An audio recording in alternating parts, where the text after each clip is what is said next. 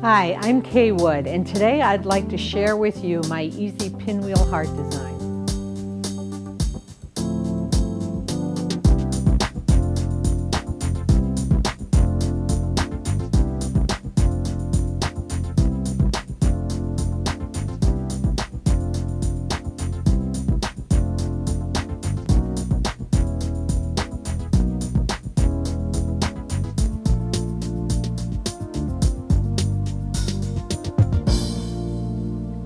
Here is my pinwheel heart design. Now I've called it that because it's made of hearts, but it does look like a pinwheel. But I understand there's an old quilting term for this, and it's called Hearts and Gizzards. I sort of like the pinwheel hearts a little bit better. Let's take a look at our basic block. It's a two-color block with the colors on the background reversed for the heart. So first we're going to prepare our background fabric. That's our two big pieces. We do that by cutting two 8-inch squares of fabric, one from each of our pieces. And on the wrong side of one of the fabrics, and of course you'll probably choose the lightest fabric unless your marker is white, we need to mark a diagonal line from corner to corner.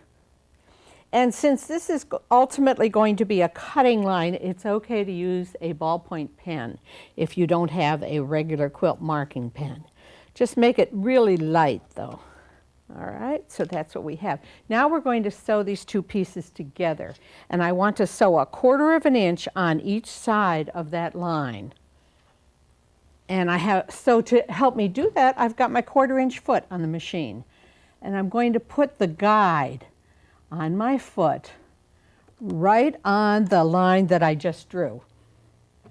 And that means my stitching line will be exactly 1/4 inch from the edge. And of course you can chain stitch these. Go from one block to the next until you have all your backgrounds done. Then come around, turn your fabric so that we can again put the guide right on that center drawn line. And come down here.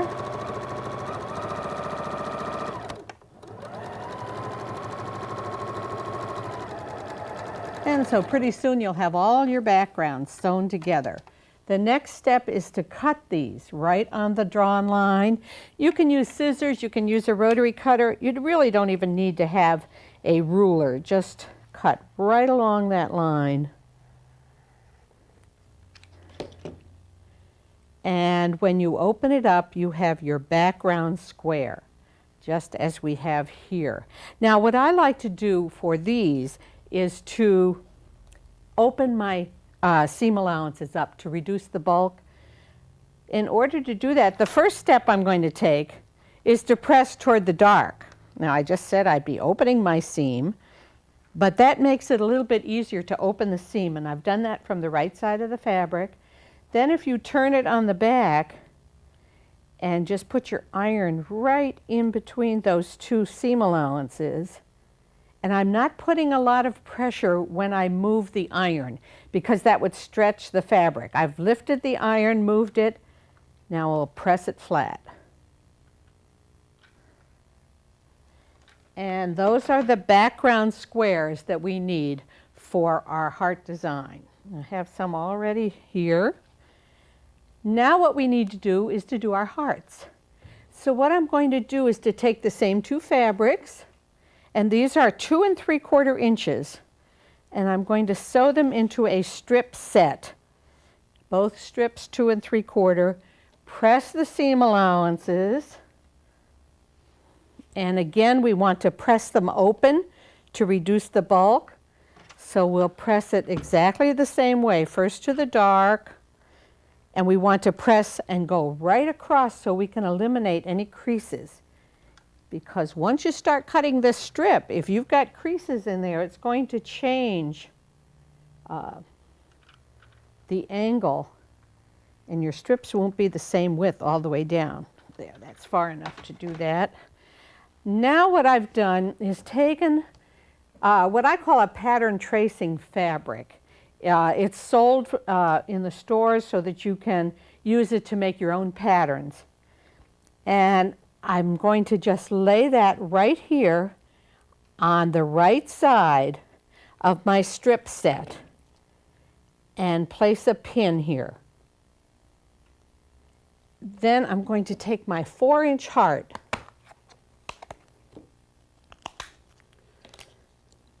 and line it up 1/4 of an inch down from the edge of this strip of the pattern tracing fabric. And I have lines here that I'm lining up with the seam line of the strip set. And what I'm going to do is trace around the heart, only where this fabric is, this pattern tracing fabric. And that's going to give me my heart. Now we're going to have to cut half of our hearts that way. And usually I would go on and do the next step, but I just want to show you that the other heart, the second heart, would have to be this way because we need the reverse on the color. Okay, let's go back here to our heart and show you how we do this. We line it up just the same way we just had traced around it. Now, holding it in place, I'm going to rotary cut in a straight line. Don't curve. Just go from the bottom straight up. And now our piece looks like this. And I said we had half this way and half with them reversed. Now it's time to go and sew this. And we're going to just sew right along that drawn line. Just follow right along. Now, if you can't turn your fabric as you sew, you may want to just lift the presser foot so that you're always sewing with that line that you've drawn right in the center of the opening of the foot. And take a little bit time for this. This is going to give the top of your heart a very nice curved edge. Now I'm going to stop with my needle down right in the center of this seam. Right here. And it's there. So we just turn our fabric. Again, lift the presser foot whenever you need to.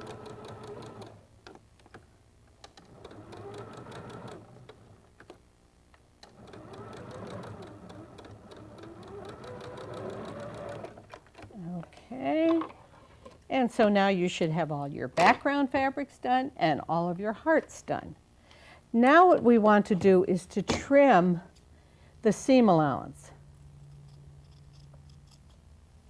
at the top of the heart. We still haven't done anything to the bottom of the heart, and you'll see why in just a minute. Now trim pretty close into that inside point on the seam.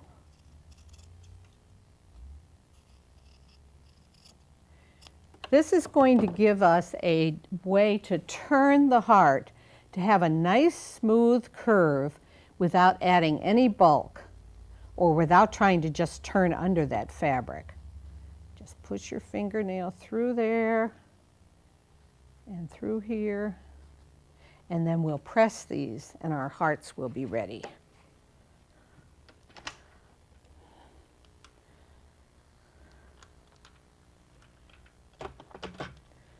Okay, and as I said, we have 2 different hearts. There are our different hearts. We'll get this out of the way.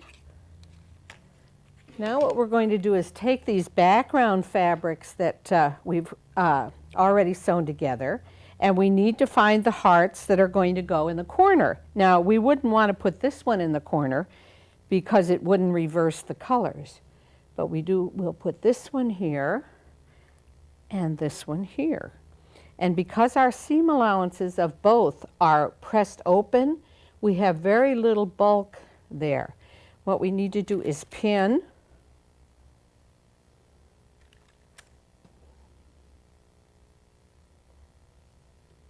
And we'll pin this piece.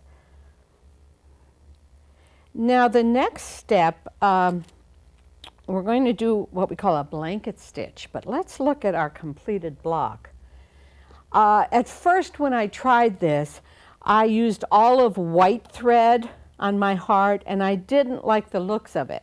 So I have a blue thread doing my stitching here, and then I've switched to a white thread, and just the opposite here. So in my machine I have a white thread now, so I'm going to do that stitching on the white heart first. And we need to change our presser foot.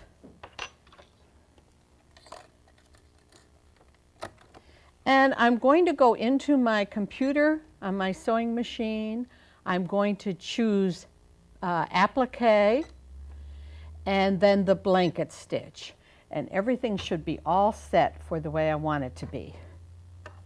Okay, we're going to start with on the white and only do the white because that's the thread I have in here. Now when you do a blanket stitch or any appliqué stitch, you want the stitch to always be at right angles to the edge of the fabric, which means we're going to have to turn as we sew and keep it that way. Now I have it set so my needle will stop down in the fabric, and most of the stitching is going to be on the blue, and then there's a bite that goes over onto the white. But you want it right where the fabric, where the heart fabric is. And when you need to turn it, you always want to turn your fabric when your needle's to the far right. Then that will not distort the stitch. So we'll turn it just a little bit, take the pin out, and continue stitching. And you may want to go fairly slow on this. Again, I turned it so I can keep the edge of the heart at right angles to the stitching.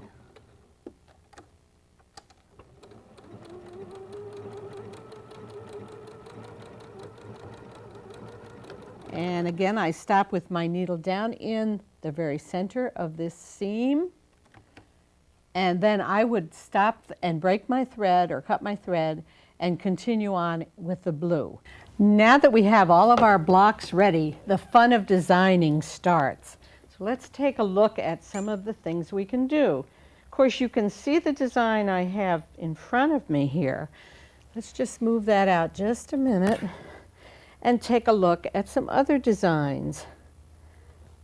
Let's see, I'm going to do it this way so that we have a background of white running through and then also a background of blue. And this forms a secondary design. Let's just put another row up here so you can see how this design would be. It just takes a minute here to get these organized. Whoops. And I think you can see how the dark blue and the white forms that different design in the background. Okay, what are some other ones we can do? Well, we could reverse that. I don't know if I like this as well, but here we have one. And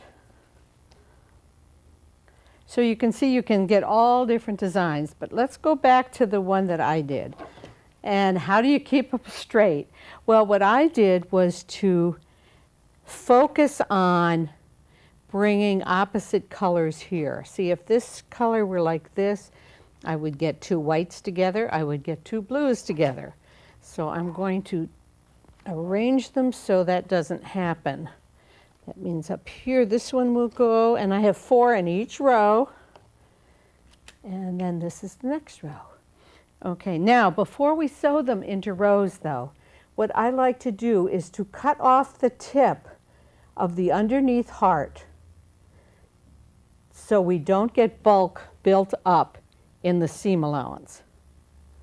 Okay, now we're going to be using a 1/4 inch seam, sewing our rows together. So I'm going to pick up these two, we'll sew these. I need a 1/4 inch foot on my machine.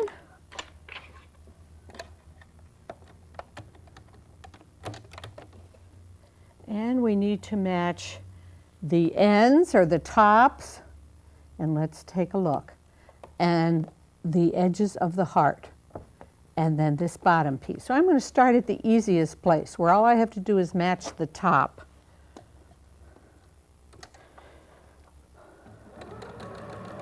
And we'll just stitch down until it's almost to where we need to match the heart. And just peel the top one back and line it up. If you feel the need to pin, go ahead and do that. You know, every once in a while I get a piece of fabric in these hearts that just will not line up without pinning. So, you know, there's nothing wrong with pinning if that's going to give you that mark that you need. Okay, now I'm going to come here. Oh, this one wasn't trimmed. Let me just trim this just straight across, just to get the extra fabric out of there. Now we have a seam line to match up. And again, either finger pin or pin, whichever you're more comfortable doing. Then we'll take up these two and they'll be sewn together right here, which is exactly the same way these two were sewn together. Again, come almost down until your heart needs to match.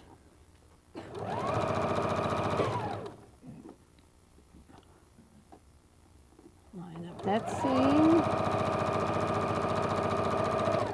And let's take a look at how our first row is going to go together here. We have this piece.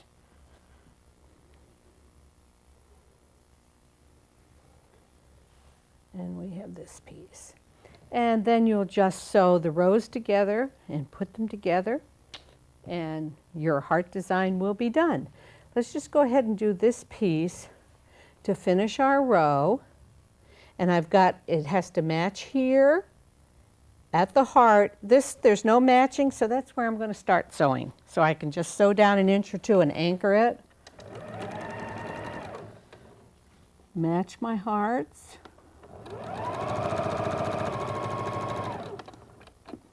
And match my seam. And if you've been with me, you know I design a lot of things for the pointless people. Well, the actual making of the block is pretty much for the pointless people. I call this a pointless +1, or maybe even 2. There's just a little bit of matching, but I think you can go ahead and do it. It's not that difficult. Okay, here we have our row. And then the next row, let's just put it into place. You see how these come together, alternating colors, so that's a clue. This one wouldn't go there. Here we go. And here. And right there. So that will, no, something's wrong here. There we go. And then this one. You can always tell because every color alternates. There's never the same color together. Now when we're finished with the rows, we need to press the seam allowances. And what I like to do is press the seam allowances in the first and third row in one direction, the second and fourth in the opposite direction, so that when we go to piece the rows together, it'll be an easy piecing. Let me just show you how we're going to do that pressing. We want to press from the right side, so I'm going to roll it. Hold it up, press this seam. You'll notice here, that's where it's supposed to be, 1/4 of an inch from the edge, the bottom of those hearts come. We'll continue on rolling, and now we have 1/4 of an inch up here. And continue on. And we also want to make sure that the hearts, the ends of the hearts match, so that our design will look good. Okay, now let's go back to the piece I have finished, and I wanted to show you the borders. I've decided to put 3 borders on: the blue, the white, and the blue print. And the blue and white are repeated from the block. This medium color blue is just to set the whole thing off. So, and if you look here, we're going to miter the corners of the binding, of the borders. And to do that, the easiest way is to sew the 3 border strips together. Here we have our border strips, and we're going to pretend that this quilt is finished, even though it's just 1 row. And the light blue, or the medium blue rather, is going to go right here. Now when we do this, we need to offset by about the width of the strip set from the corner. That's where we start sewing. So let's go ahead and sew that a little bit. And most of the time I try and sew with my border strip on top. In this particular case, we have a 1/4 inch seam that has to match. You might find it a little bit easier to sew with the border strip underneath so you can match that seam exactly so your hearts will look better. So let's go ahead and sew this. And this may be a little different than the instructions you've seen for mitering borders, because I'm going to anchor the edge. And that's the term I use when I mean I sew it all the way from the beginning to the end. I don't leave it open a 1/4 inch. That's a hand piecing technique. Okay, so we want to sew our border strip. We'll just come down a little bit because I want to show you the mitering.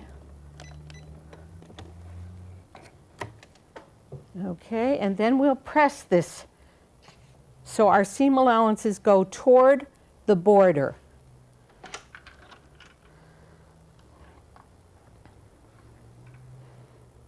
Okay, that's one of our pieces. Now we're just going to leave this end sticking out there for now and take our other border strip and sew it and let it extend out here,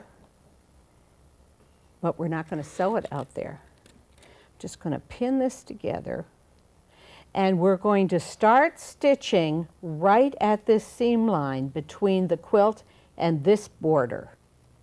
And you can usually feel it with your finger. Let's put our pin right in there. Okay, let's take a look at how we'll do this. What we need to do is to lock a stitch. So I'm going to put my needle down in. I can feel where that seam is. Right on the seam. Take the pin out. Now the easiest way to lock your stitch is to just put your presser foot down, lift it just so it's off the fabric, hold the fabric in place, and take 2 or 3 stitches, and your stitch will be locked. Okay, let's come down here, and that's far enough. And now we'll press this piece.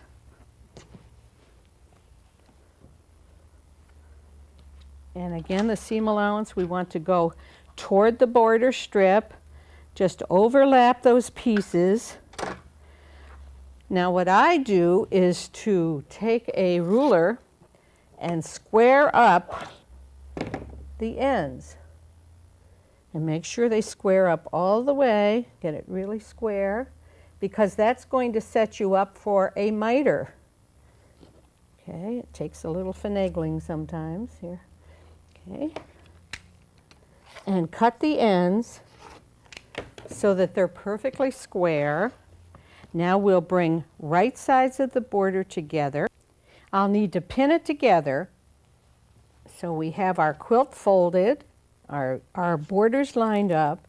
I'm going to put pins in along the seam lines and here. And now what I'm going to do is draw my sewing line, and I'm going to use the Star Maker 8 and line it up with the fold of the quilt. Draw that line, and then when I stitch it and trim it, you can see how my mitered borders will be, right like this. Now you'll notice there's a little extra on here. This is the way it came from the machine quilter. I send all my quilts out to be machine quilted. So the very next step then, when it's back, is to square up the edges and make sure they're kept very square. So using a large ruler, I would place it here trim back to the fabric in the border, and my quilt's done except for the binding. I hope you'll enjoy working with the hearts and try some of the designs that we looked at today. I know you'll have fun with each and every one of them. And be sure and join me on my next show when I'll bring you some more quilting ideas.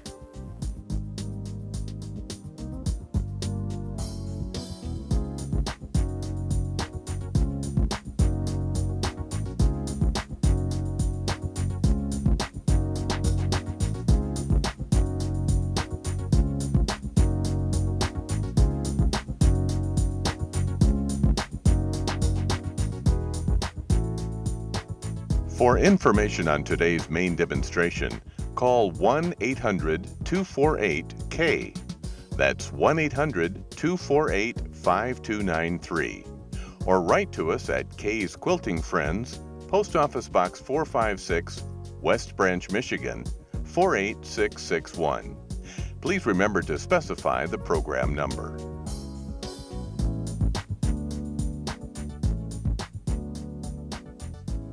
Kaye's Quilting Friends is brought to you in part by Janome America, Light Technology, Clover Needlecraft,